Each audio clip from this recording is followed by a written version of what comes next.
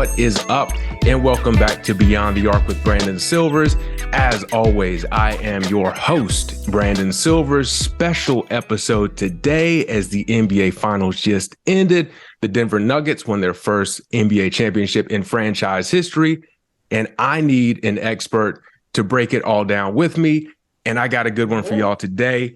If you are looking for anything on basketball, doesn't matter the level, men's, women's, college, youth, games of 21 at LA Fitness, this guy is on it. You can see his writing on WNBA.com, Cerebro Sports, and Dime on Uprocks, or you can listen to him on the Tag the Roll podcast and the They've Got Now podcast.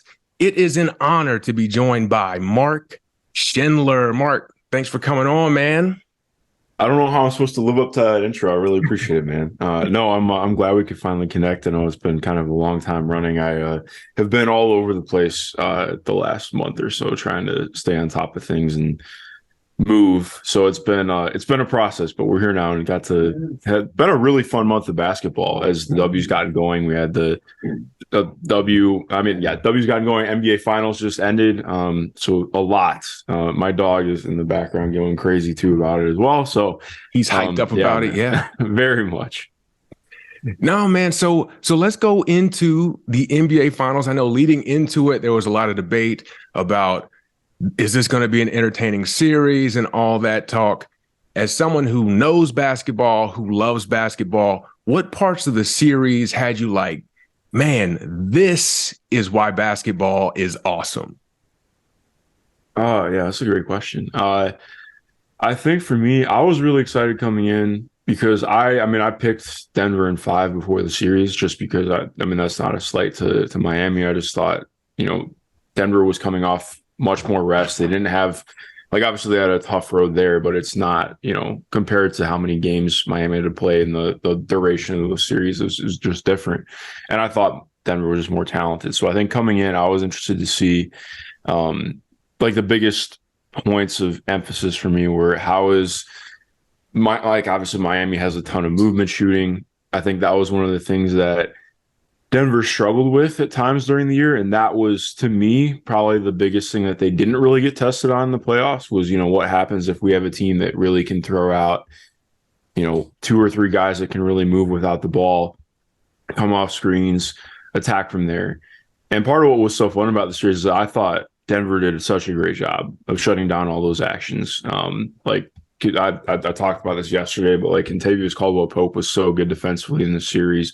Bruce Brown, obviously, as well. Aaron Gordon had just an incredible 4.7 rebound game yesterday that it felt like that so undersold what it looked like in actual play on the court.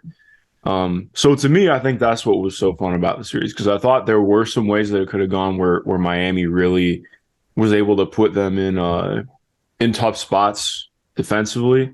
And I think we saw it for a half, and then Denver just kind of had it figured out from there on out. And that was really fun to watch for me. So was this a tactical battle between Michael Malone and Eric Spoelstra, or was it just a matter of Denver really just had more talent and more legs under them as the series went on? I think it was both, honestly. I think, to me, Denver had, obviously Bam and Jimmy were awesome. I'm sure we'll talk about Jimmy more, but I think if you're looking top to bottom, especially in the starters, they have 8 of the 10 best players in the series, maybe a little bit less, but I think it's close to that. I just thought they had more that they could go to depth wise. And I think exactly like you're mentioning, it was definitely tactical. Spo went with everything possible. They tried shifting their rotations around. They'd try playing, different players in different spots. It felt like they tried 5 or 6 different coverages and trying just tons of different stuff defensively to get things going. I think a lot of it became, what they struggled to do offensively too. And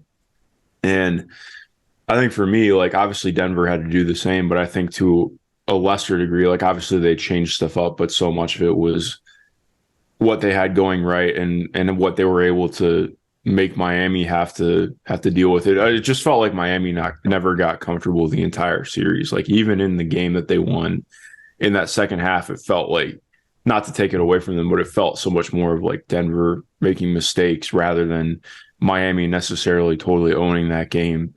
So I think for me, it definitely stood out as a tactical series. And I think that's part of what's tough. Like, I think maybe if I watched this like 4 or 5 years ago, I have a different feeling. And I think that's part of what needs to be better about, just basketball media in general, particularly, some of the biggest media aspects of it is like helping people understand what's going on in game. And that's not me trying to say I'm smart. I'm sure there's still like things that I missed out on in it. But like, I think, it's taken me half a decade of like really, really watching closely and intently to get to a point where I can like really understand and see a lot of the things going on in real time. And the casual fan just doesn't see that. Like they just see like, oh, this shot goes in, shot goes out. And so I think like, yeah, not to get like too deep on that, but I do think like that there's a lot that this series has kind of shown with that, in my opinion. That's a great point. And so before we move on more to the series, if I'm a casual fan and I'm an expert, as you can see, if you look back, I broke down this series using Taco Bell menu items. So you don't get that kind of expert analysis anywhere. But let's say I'm a casual fan and I want to step my knowledge of the game up. What are some resources you use, or how have you gotten to the point where you are today?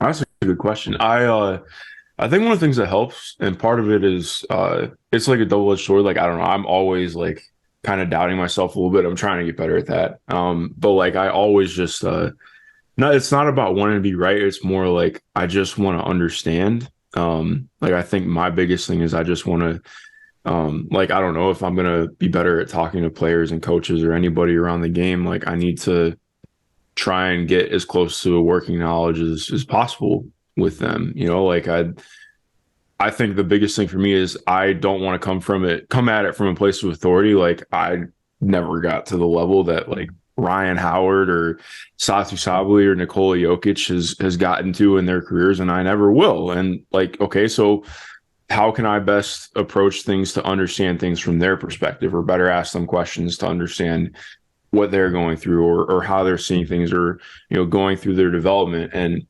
so I think for me, it's been finding whatever I can to listen to more people who have that kind of knowledge and ask them questions. So like one of the things that's been awesome for me is there's this podcast called Slapping Glass that it's a couple guys who are just like super well connected. I think all of them have coached in like various forms and levels, and like they'll bring on like, okay, they had like Cheryl Reeve on a couple weeks ago, obviously, head coach for the Minnesota Lynx, one of the all-time greats. Like they've had, I think they had Nick Nurse on pretty recently as well. Like so it's coaches from all walks of life, all variations. Like I even love too, like they had a coach on from a JUCO college, and it was like he had just had his first year as a head coach. So they ran through, all the stuff on, what like a very specific thing on like what it's like being a first year head coach, things that you learn, things you go through. And that kind of stuff I love. I love like Paul George's podcast is awesome. I'm biased because I grew up a Pacers fan, so I love Paul George.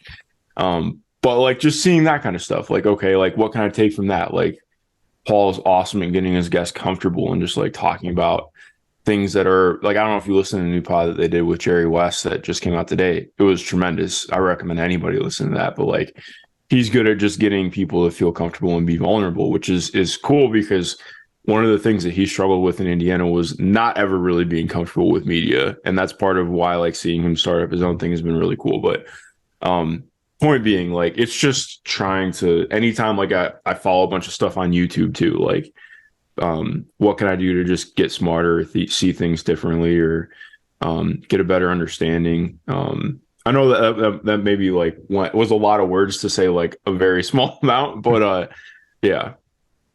No, I'm definitely gonna have to check out the Jerry West interview, because obviously I watch Winning Time, and he's portrayed dramatically. Yeah, he does not like how he's portrayed in that. I love that show though; it's very good. Yeah, and so understandably, I imagine if I was portrayed in such a way, I might take issue with it as well. But I think it would be cool to get to see the real Jerry West. And so, especially if you do believe that he is how he is on the show, then that speaks a lot to Paul George's ability as an interviewer as well. And speaking of people who know the game, going back to Spo, came up as a video coordinator, never won coach of the year. And that seems incredible to me. Like, put into words for the casual fan, like, how high level is this dude as a coach? Oh man. That's a great question. I think part of what's so tough uh is that I can only we can only see so much. And like we can pinpoint all these things off of it, but I think part of what makes Spo so interesting is like I don't know, I've just never heard anything bad about him from a player. Like you never see anything bad come out about him from a player. I'm sure anybody can always find something, but point being, I think part of it is like one of the best things that I think I've learned in this last year that's been really key for me is you can find a million people who are smart, who are capable of making like these great in-game adjustments, who could out X and O anybody. But I think the biggest thing is, can you also connect to people and convey those things in a way that makes sense to them and in a way that they buy into? And to me, I think that's what makes Spo special because, all right, you can see and pinpoint all these adjustments that he makes or, things that they do schematically that matter. But it's the fact that he's able to make them happen is what I think goes underrated. Like there's any number of coach who was on a team that struggled in some way could be like, yeah, well, my guys just didn't want to run it, or like, we just weren't able to make things happen, or the execution wasn't there. And I think it's not even about like how complicated things are. It's just you have the execution, you have the discipline because guys are bought into what they're doing. And I don't necessarily want to go on like a giant heat culture montage, but like I think a lot of it does speak to what he's able to do in terms of getting a group to be extremely bought into that, especially at the pro level. That's hard. Like, especially when you have so many, like when you're looking at college, like college is okay, all players who are from like 18 to 23. So like those are when you have guys who are especially all like, or not guys, girls, whoever, when you have everybody who's kind of like coming from the same mindset, at least when you're in that age, I think that's easier in terms of getting buy-in. And I could be wrong. That's just my indication. My implication of where I'm at. But like when you have a group of like, okay, youngest dude in the Heat's probably 19, and you have Udonis Haslam's like 43. So like years old, yeah. Yeah. So like getting that many different walks of life and viewpoints and perspectives all in like very different points in their lives to all be bought in and at the same place. I think to me, that's what's special about Spo because he's that's just always been his thing. And that's very hard to do. I think we can see coaches who are able to do it for periods of time. And then just like any relationship, things can kind of phase out with a group of players and the coaching staff. And to Spo's credit, that hasn't been a thing with him, which has been really, I think that's what speaks out to me the most about him. I think what's interesting about him to me as well is that coaches either get put in that X's and O's box or the managing players coaches box. Yeah. And he's been able to have success with the big three, which I don't know who's had to deal with bigger personalities than that outside of maybe Phil Jackson when Dennis Rodman came onto the Bulls back in the day. But he's been able to do it with the superstars and with Jimmy Butler and the undrafted Heat culture guys and have success with both. So I think that that's really a testament to, and it's not like he's all like sunshine rainbows either. Like he's had pretty big confrontations in the middle of games with Jimmy Butler of all people and still keeps those guys bought into the system like you were saying. And speaking of Jimmy, is there anyone more fun to watch when they have it going than Jimmy Butler? Few and far between for me, especially too, because like I'll never forget when he like first kind of came up. When I think like his like kind of coming out party for me at least was the series against the Cavs. I want to say that was 2016 when they went 6 in the first round with them. And even though they lost, Jimmy was just like unreal in that series because Derek was back and healthy that year, healthy-ish, as much as he ever got to be again. But like seeing what Jimmy did in that series, that was like, I'll never forget. My dad's somebody who like he'll watch the playoffs and he'll watch like 10 TNT games with me during the year, and I'll never forget watching that series. And he was like, Jimmy Butler's a guy I want on my team. Like that's the guy I don't want to build around. And lo and behold, like 7 years later, my dad was right. And yeah, I think what's so fun about him is he can just be used in so many different ways. Like he can come off screens, he can set screens, he can roll, he can obviously handle the ball himself, he can score out of isolation, he can score out of the post. Like he can kind of just do everything. Even yesterday, like just out of nowhere, he's like, all right, here's an 11-point run to get us back into the game after I mean, I don't know how you felt on it. I've been very annoyed at some of the Jimmy talk just because he very clearly is hobbled. Like I think it was pretty clear yesterday in most of the series that he was maybe like 75-80%, especially on his ankle. Like his explosiveness wasn't there. And a lot of people are like, well, he just wasn't aggressive. I'm like, well, that's part of why he wasn't aggressive, dude. Like if you don't have the same lift and verticality around the rim, like of course that's going to impact your game. And was it a good series from him? No, but there has to be like, I just don't think that you can bake in not having that, like I don't love well, everybody grits and plays through injuries. I'm like, okay, well, that doesn't mean we can't note that they're there. Like that's part of the series. It's part of why it happened. And so yeah, sorry, I'm going on a long tangent again, but like, yeah, I love watching Jimmy play. Like his one game against Milwaukee, I'm trying to remember which game it was. I think it was game 3 or game 4 against Milwaukee when he just lit them up in that second half. I think he dropped like 35 in the second half. One of the best playoff games I've just ever seen anybody play, period.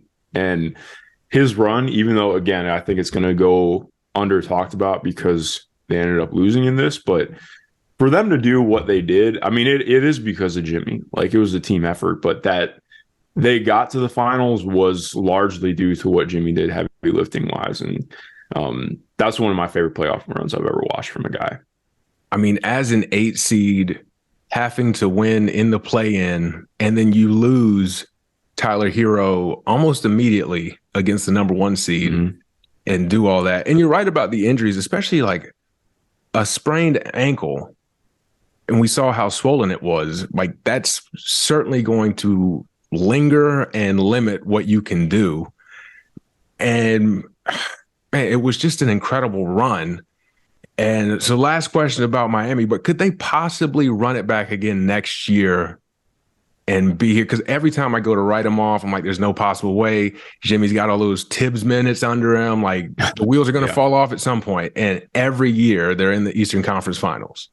Yeah, I mean, he's going to turn 34 before next season starts, which is kind of crazy to think about. Like I was just thinking about that at large the other day. I was talking to somebody yesterday and I was like, man, yeah, like the 2013-14 Pacers that's almost a decade ago, because that's like my favorite team of all time. And so for me, that's like, that makes me feel old. That like looking like Paul George is going to be 34, Jimmy Butler is going to be 34. Like I'm not ready for that. I know, I mean, LeBron's thinking about retiring, like that in entirety is like mind boggling, but I think I'm at the stage where, and I was with this during the regular season. I think, the Heat weren't as bad as I think they got made out to be during the regular season. Obviously they had, they dealt with some injuries. They had some weirdness with that. But at the same point, I think the playoffs showed how much they do need some different looks in their core. Like they definitely need more scoring, like more guys who can just score on the ball, because they have to work so hard to make everything happen offensively. Like as awesome as it can be to watch when things are clicking. I think part of what is difficult about that team is when teams do have a way to kind of shut down some of their off-ball actions and make it harder to just get some of their offense out of screening actions. Like that's when things can really bog down, and that's what Denver did to them. And not that we should just use the finals as an entire way to talk about a team, but I think, in general, like I look at that team and yeah, even with Tyler Hero back, I still think that they need more, like another front court player who kind of rounds things out. I think would be really good for them, especially like someone who can kind of play 4 or 5. who can play alongside Bam or also come off the bench and replace him at times too. Like, I think, again, like, just, okay, if they have somebody you can trust to play 6 minutes off the bench yesterday that isn't Haywood Highsmith or Cody Zeller, like, I don't think that the game was lost because of them. I think too much has been made out of that. I don't love looking at the plus minus and just being like, oh, well, they lost Cody Zeller's minutes. I'm like, yeah, but part of it was because somebody got lost off ball on a screening action, and that's not Cody Zeller's fault. That's whoever else got screened out of the play. Like, that's, it just happens. So I think for me, yeah, definitely younger, more athletic, and more ability to just get the ball into the paint at will, because I think that's kind of where they're lacking right now for me. So Denver beat them in 5 games. Denver is a team who I talked about how Miami always feels like they're here. Mm-hmm. Denver has always felt like we saw them in the Western Conference Finals in the bubble, but it's felt like they've kind of been the same team. And then now NBA champions. What changed outside of just getting healthy, or was it just they got healthy and this is what happens when you're healthy? Yeah, I think a lot of it was health. I also think a big part of it was just internal development, like guys continuing to get better. Like, I think that they would have had a really good shot.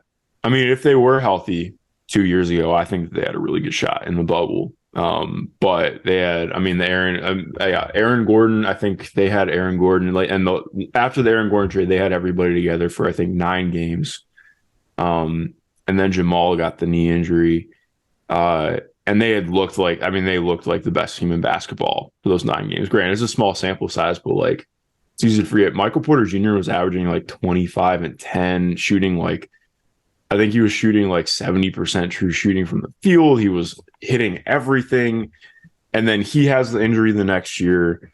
And like, they just had like you mentioned, they kind of went through the ringer with all that. And I think in some ways it was not good, but like, it kind of forced them to look at some different things and make different moves on the margins and like going out and getting a KCP and like we mentioned, like getting Aaron Gordon in general was huge, and watching him grow and develop and become like his 2-man game with Jokic became awesome, and he really evolved from being a guy who in theory could be a really good defender to somebody who became a pretty damn good defender every night and largely their best defender. And so like seeing just all these things kind of pieced together, I think part of what was fun about this is it's not that they did anything wrong.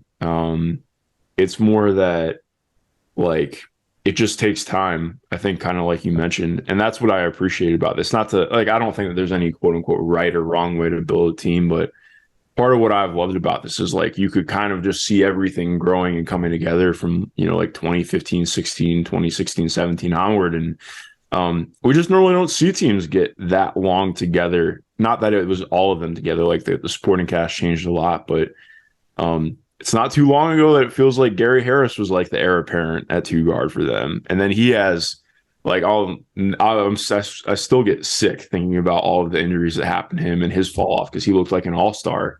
But exactly, like, I mean, they go through all of those things to get to this point. And yeah, it was really special. Like I really enjoyed this entire playoff run for them and especially just seeing them win yesterday because I feel like so often over the last couple of years, I'm like, oh, well, Denver's not for real. Like they can't do this. Like you can't win a championship that way. And I'm not really a person who cares about titles all that much. Like I just like a lot of it for me is about like the journey, not to get like all, whatever. But I think a lot of it's like, I love seeing how things do work because so much of winning a title or going far in the playoffs is winning in spite of what does happen to you. Like so often, even if all of these injuries do happen, like, okay, well, what happens from there? Like, does somebody step up? Is there, do you have that kind of depth or how does it impact you for the next year? And I think that's just, yeah, it was really fun to watch. And this is probably a larger point about basketball media as a whole. But I would think that they would get a little more love with as much hate as the super teams have gotten because they are the anti-super team. I mean, their star player was a 2nd-round pick, and here they are winning the championship. But because they're not a super team, they're boring or they're this or they're that. And I don't know how you could look at how they play offense and think they're boring, but it is what it is. And speaking of that, try to put into words what makes Jokic so incredible. Yeah. On that first point, I think part of what's so interesting about that, because a lot of people will be like, even fans will, I think, just kind of feign ignorance with it and say like, well, that's not what people want. People just want the clickbait stuff. I'm like, well, how do we know if we're not like actually trying to give them good stuff on the regular, on mainstream, I'm not saying that that's right or wrong. Like people can like whatever they like. But that it's a frustrating conversation sometimes. But I think kind of like you're mentioning, I mean, like all I can do is try and do it my way and hope that people will jive with that and see where it goes. But I mean, part of what's so hard about exactly like you're mentioning, like I feel like it's so easy for people to lose sight of how good this team was and how special a player Jokic is because, all I see now is like, oh, well, they had the easiest path of anyone ever to get to the finals. I don't care. Like, they still got there. They won. You can poke holes in any resume of all time.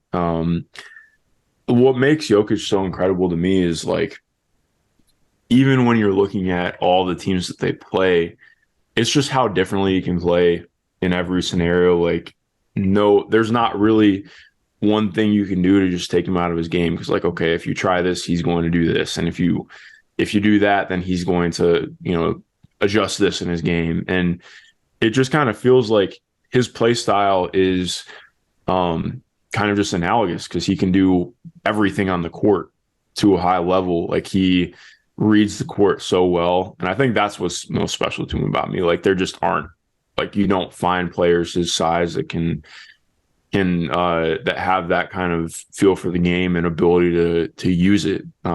Because when you can pass like that too, I mean, it's just insane. And then, okay, well, if like what the Heat just did in game 5, like, all right, well, if instead of sending, because they sent two to the ball at him at times throughout the playoffs, and that was a mistake because then he ends up picking apart the defense. Aaron Gordon cuts, dunk.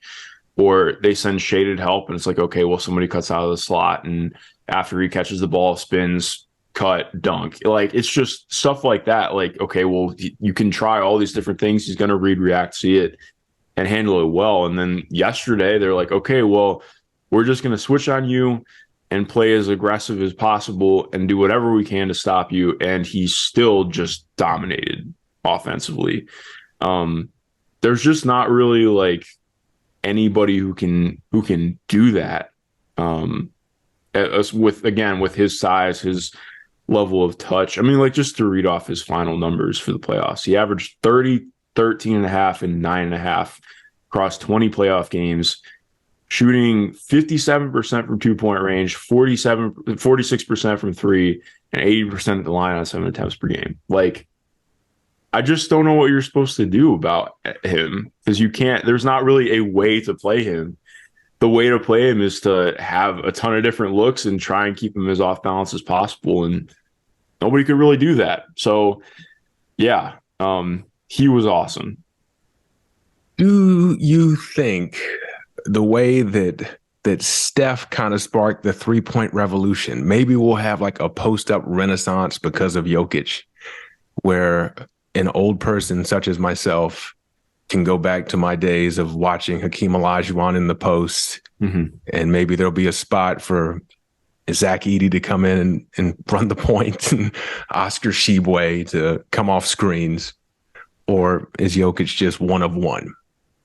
I think in some ways Jokic is one of one, but also I think part of what has been really fun in watching the game start to evolve is like, I think there's always going to be like a kind of mimicking. So like, I think when you see a guy like Jokic, part of what is important about him is like, okay, well now there's more understanding of like, okay, if we see a big guy who like obviously isn't Nikola Jokic, but like, all right, if they have some ability to play out of the post, they can handle a little bit, and they have good passing vision, we have more confidence in like, okay, these are the things we can do to get something out of that. And I think part of what makes good team building to me is not necessarily trying to keep up with what everyone else is doing, but trying to find a way to be unique in what you do. And I think that's part of what this plays out in with the Nuggets. Like, yeah, he's an MVP caliber talent, so that's different. Like, it's cool. Just put good role players around him and figure it out from there. But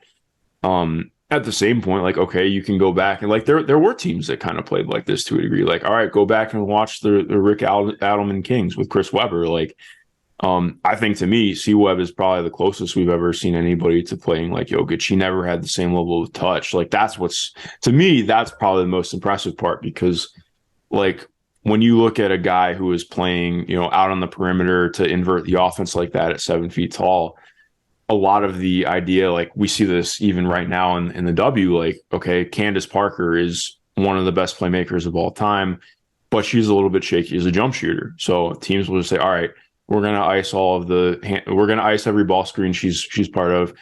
We're going to deny every single DHO, and we're just going to stick her on the perimeter and say, shoot it or gum up the offense.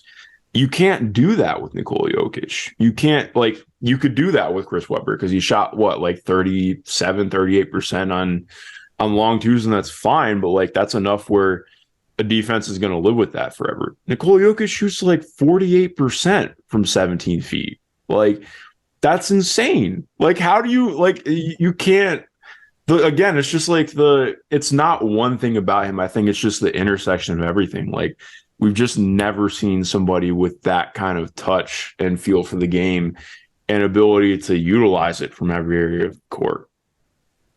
Yeah, he is ridiculous. I know I've seen a lot of talk now that we can finally acknowledge how good he is, that he's won a ring. So thank the Lord for that. I know you are always impressed with that rings culture talk. Yeah. So I know we've running a little bit short on time because basketball, we could talk about this all day. And NBA season is over, but basketball season is not. You do a lot of great coverage on the W. Someone who kind of fits the unicorn type mold to me, you wrote about Satou Sabally, just was named Western Conference Player of the Week in the WNBA. Breanna Stewart was named it in the Eastern Conference, which is interesting because you're a one-spot management roster mate. Big Low, aka Lauren Dreer, she tweeted something along the lines of, hey, we see how great Breanna Stewart is, someone who's got that similar skill set. Look at Satou Sabally. What are your thoughts on that comp, and what has driven this explosion for her this season? Yeah, I liked the way Lowe put it too, because it was like more like, I think like she could grow into being that kind of mold. And I think it's kind of the same stuff that we're talking about. Like, Stewie is one of one because she's 6'4", 6'5", with a 7'1" wingspan. So she has like the highest release point on a jump shot in the league. It's like, it's unblockable. It's hard to contest. She can, underrated part about her, she's so good at like contorting her body through traffic and on a different angle. So it's just, her shot just never feels bothered. Kind of in a similar way to Jokic or like a KD in that way. And I think Satou is kind of like in a different way. Like, Satou's maybe a little bit more athletic, and I could be biased just because, I mean, obviously Stewie had the Achilles injury kind of earlier in her career that definitely probably sapped a little bit of her burst, but like Satou has put together kind of everything this year. Like, there were always the flashes with her. I think the issue was just always injuries and consistency. And I think part of what has been special in watching this, and like, I know quite a few people on Dallas's staff, so talking to them before the season, and talking to Satou before the season, like, her biggest thing coming in was consistency. She was like, I want to be consistent this year. That's the next step for me. And so when you have a player who comes in automatically like talking like that, you get excited. It's just like, okay, they really like, they get it. Like, I think it seems like an easy thing, but I think self-awareness is almost an underrated aspect in players. And that's not meant as like a dig. That's more like, it's really hard to be honest with yourself about what you need to get good at or get better at. And I mean, she spent time in Dallas in the offseason for the first time in her career, at least extended time, I should say, worked out with their player development coaching staff, really just focused on getting her body right, and only played a half season in Turkey instead of going over and playing a full season. Because since she got drafted out of Oregon in 2020, I mean, she hasn't stopped playing basketball. That's the reality for most W players, especially the ones that go over and play overseas. Like, you're kind of just going all time around. Like, not to keep drawing this out, but like, everybody always makes stuff about, Alyssa Thomas's shoulder. She has a torn labrums. And I remember when I did a one-on-one with her last year and I asked her about it, I was like, not that it would, are you going to get surgery? When we're like, do you get tired of people asking you about it? She's like, yeah, kind of. Like, and AT's, she's pretty chill off court. Like, she's not like, I think like you can watch her on court. She's very fiery, like very emotive. But I think off court, she's one of the most relaxed people I've ever met. And I think part of what was interesting in talking to her, she was just honest. She's like, because I asked her, I was like, like also too, like you have one of the highest motors in the league. What is your conditioning plan like? Because I need to know. She's like, honestly, I just never stopped playing. And like, that's being real and honest. Like, okay, well, if you get a labrum surgery, I know because I'm supposed to get one. I ended up canceling it because I don't have time to get one. But that's like a 6-month recovery. And like you spend like what, 4 or 5 months immobilized before you even get it out. And she's like, I can't stop playing. And like, could she like, take an off season off and do it? Yeah, sure. But like at the same point, that's just when you're playing year round, really hard to get that done. But point being with Satou, she only did the partial time overseas, so that kind of got her warm and ready for the year. And with all the work she put in the off season, got stronger, finally was just healthy for the first time in her career, it feels like. She's kind of put everything together skill wise. And that's made her a borderline MVP candidate this year and looking like very much a future star, or current star, but like continued impending star. So yeah, I think when you're looking at players who are in the front court that can dribble, pass, shoot, Satou and Stu are kind of in their own tier with that right now. Yeah, just incredible season. And like you said, we've seen the flashes, but to see it all come together. And that's a great point too about, because we talked about it with Denver about that individual development kind of working its way up, and now they've won a championship, and how that really isn't as possible just with the setup of the W and playing overseas. And it's just a shame. So hopefully we get to a point where they get paid enough to where they can do that. Most definitely. And then last thing before I let you go, I know you are moving to Atlanta. You've caught at least one dream game, I believe. They were a lot of people's picks to be in that 3rd or 4th spot. They kind of stumbled a little bit out the gate. Is that just we're trying to get these new pieces to fit and we've been hit by injuries, or is there something else going on there?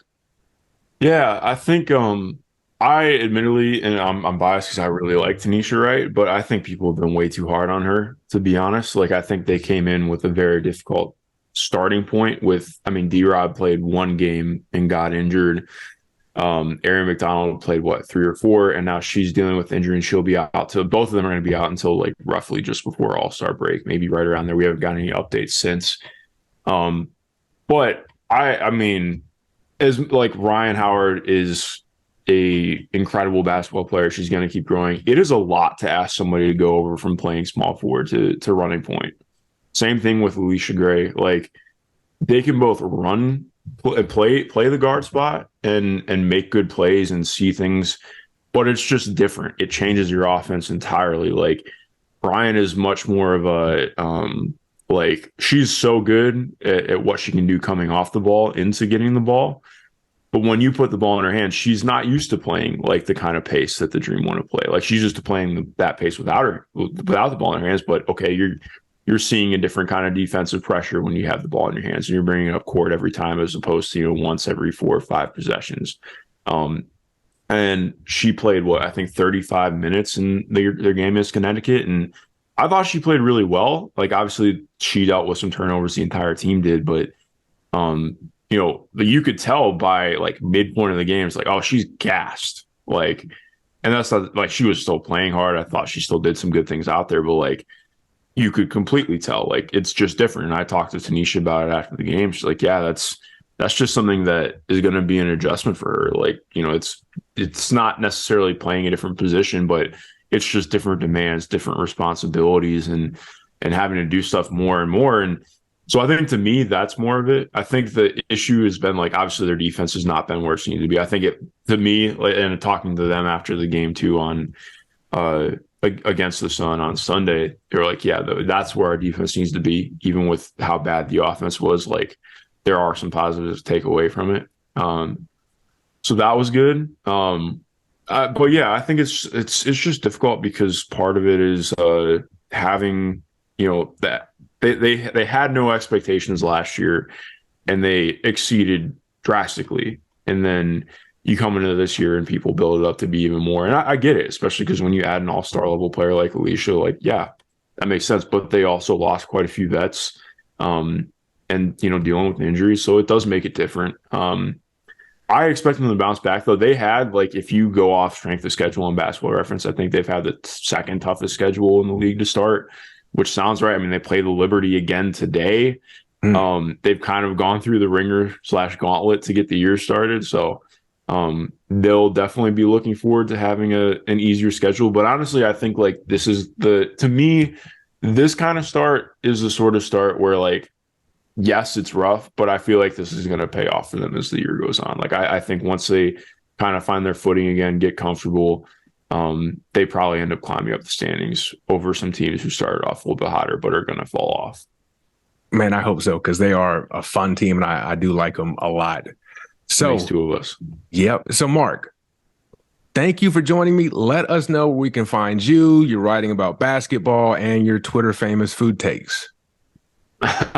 Yeah. Well, first and foremost, you can find me on Twitter at MG_Schindler.